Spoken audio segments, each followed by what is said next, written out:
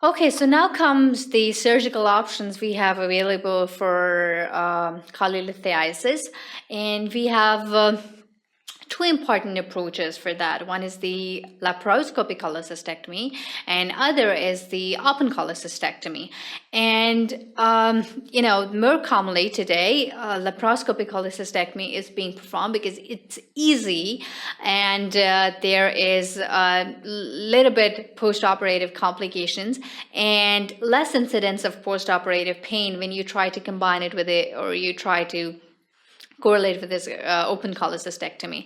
So in open cholecystectomy, there's a larger incision, okay, a bigger incision as compared to the laparoscopic cholecystectomy.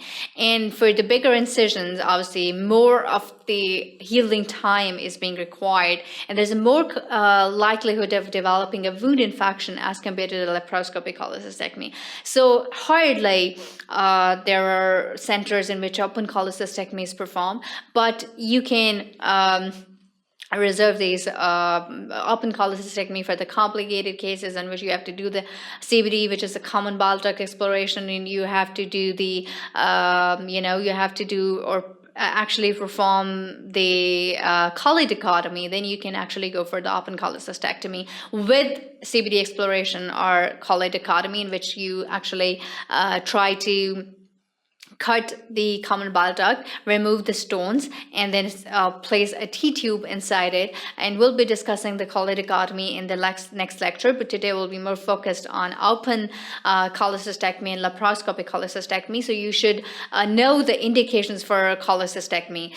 So the indications for a cholecystectomy is like recurrent episodes of biliary colic or recurrent episodes of acute cholecystitis. Diabetics and immunocompromised patients, they can actually undergo the prophylactic cholecystectomy, or there are some obstructive conditions in which you can actually go for these. So asymptomatic stones, you don't have to do anything. You don't have to prep your patient for cholecystectomy. An asymptomatic patient, you just have to leave your patient as it. But those who become asymptomatic, who become symptomatic, and there is multiple episodes of biliary colic or acute cholecystitis, then you can plan for open or laparoscopic cholecystectomy depending upon your resources and depending upon your expertise.